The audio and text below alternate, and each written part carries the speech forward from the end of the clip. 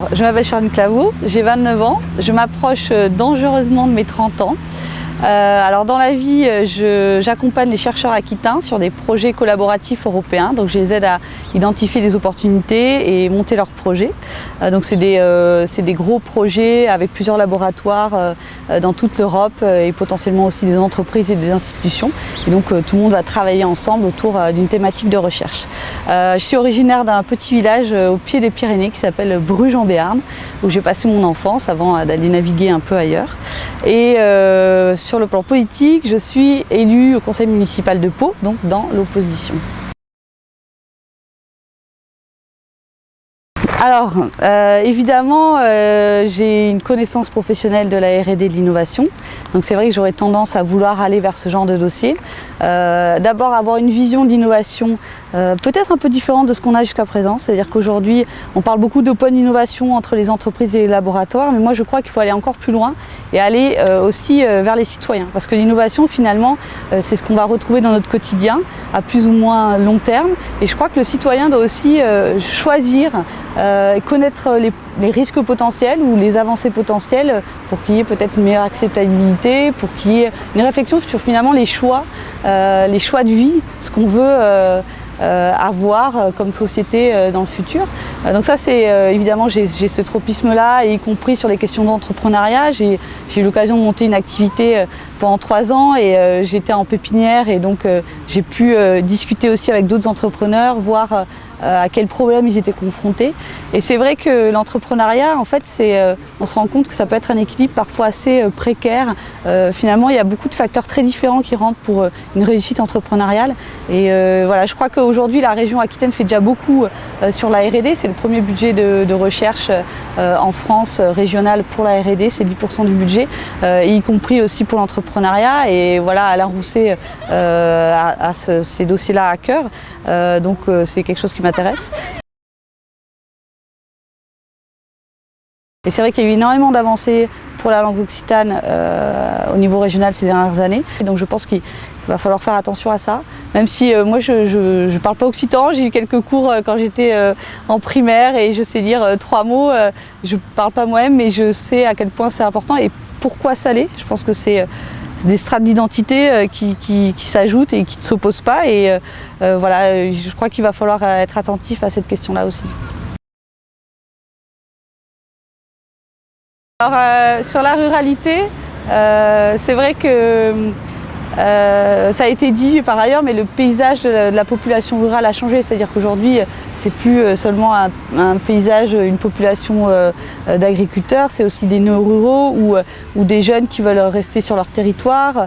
C'est une population finalement assez diversifiée et je crois qu'il y a quelque chose à faire pour doter les espaces ruraux d'outils pour que les gens puissent travailler sur les nouveaux modes de travail, donc notamment avec le numérique, le fait de pouvoir faire du télétravail ou d'avoir des espaces de travail collaboratif connectés. Voilà, essayer aussi de travailler sur ces questions d'accessibilité des espaces ruraux avec les outils qu'aujourd'hui on a la chance d'avoir et qu'on pourrait déployer. Voilà. Moi je suis toujours intéressée à la politique, mais pas forcément en étant engagée. Et en fait c'est un peu un concours de circonstances. C'est arrivé très récemment, enfin assez récemment, on va dire il y a 2 ans.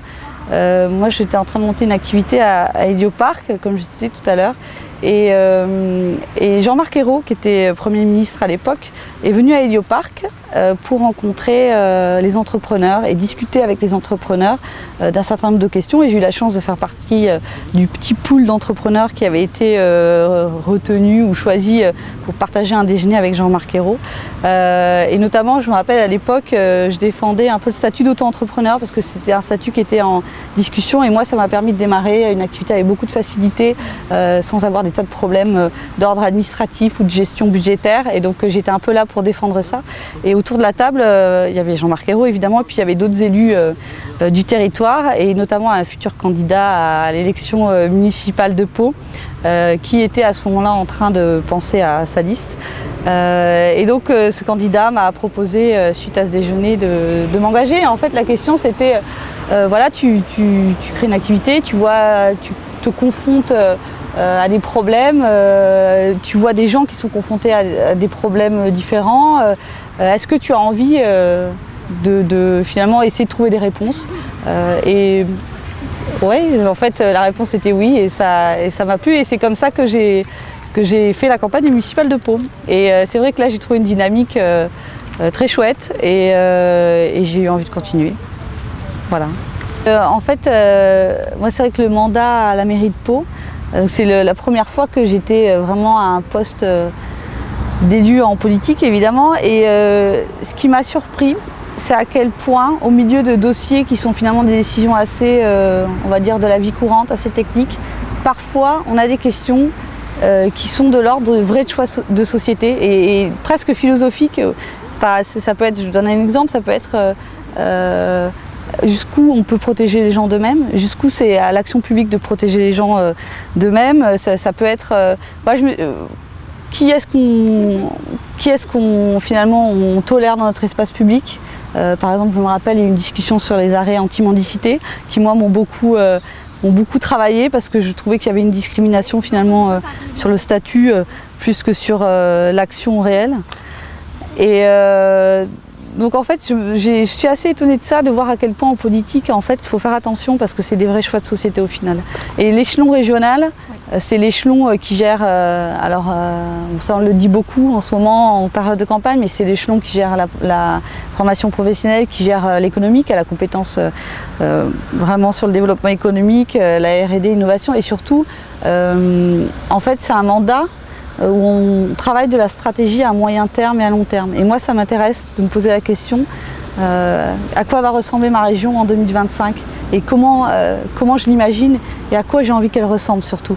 Parce qu'il y a des tas de dossiers qui sont encore à porter.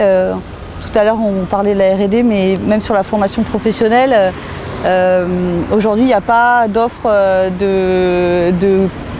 de cours diplômants en ligne, à distance, adaptés à des gens qui ont une vie active. Il y a encore des choses à apporter et voilà, je crois que l'échelon régional est assez pertinent pour travailler sur des stratégies à moyen terme. Mes autres passions, moi je suis un peu la génération Erasmus, donc c'est-à-dire que c'est une génération qui a eu la chance de pouvoir partir à l'étranger pendant ses études et c'est vrai que c'est vite un virus quand on commence à vivre une année ou quelques mois à l'étranger. Moi ça m'a vraiment donné le goût du voyage, je l'avais déjà avant mais ça me l'a encore plus développé on va dire et donc ouais, j'aime vraiment ça, voyager. Lire aussi beaucoup, je suis une grande lectrice, j'aime beaucoup la littérature, c'était mes premières études, c'était des études littéraires, donc j'ai gardé ce goût-là, voilà, c'est tout. Il y en a une que j'aime bien, qui peut s'appliquer à la vie politique, c'est mieux vaut être intelligent qu'avoir raison. Et ce que ça veut dire pour moi, c'est avoir une certaine honnêteté intellectuelle aussi en politique, c'est-à-dire qu'à un moment donné, il faut peut-être abandonner le combat rhétorique pour on va dire, se mettre du côté de ce qui est une solution finalement la mieux pour les gens, le public visé. Voilà. Il y a une femme qui s'appelle Esther Duflo, qui est une Française, assez jeune d'ailleurs, qui a une chaire sur la politique de développement au MIT aux États-Unis, qui a écrit un bouquin qui s'appelle Repenser la pauvreté. Et j'avoue que ce livre a effectué un changement de paradigme presque dans mon esprit, c'est-à-dire que en fait, elle applique à des politiques publiques une évaluation basée sur des méthodes presque scientifiques avec des échantillonnages, des tests sur des échantillons. Bon, je ne vais pas rentrer dans les détails, c'est un peu compliqué, mais ce qui est intéressant dans ce livre, c'est qu'en fait, on va vers une politique, ce qu'on appelle basée sur la preuve, et c'est-à-dire amener plus de réflexion preuve à l'appui, scientifique, technique, sur ce qui marche. Aujourd'hui, je crois qu'en France, on fait assez peu d'évaluation de politique publique, que ce soit d'évaluation avant, c'est-à-dire voir ce qui s'est passé ailleurs, comment ça a été mis en place, est-ce que ça a marché, est-ce qu'on peut avoir une notion de réplicabilité ou pas, ou est-ce qu'on a des contextes différents, et ensuite une évaluation de la politique après, sur les résultats. Et aujourd'hui, je crois que ça se fait encore très peu, et je crois que ce serait intéressant d'aller vers ça. Bon, il y a Hélioparc. Moi, j'ai créé mon activité à Hélioparc et j'ai trouvé que c'était un écosystème vraiment super parce que voilà, les entreprises, les laboratoires, il y a une espèce de dynamisme de gens qui ont envie de porter des projets et surtout, on se confronte, quand on est entrepreneur, on se confronte à des tas de problèmes et finalement, la meilleure façon de les résoudre, la meilleure façon d'arriver à s'en sortir, c'est de parler aux autres gens qui ont traversé les mêmes étapes. Et donc en ça, surtout quand on démarre une activité où on peut être seul, de partager, d'apprendre des autres et d'avoir des retours d'expérience, j'ai trouvé ça chouette.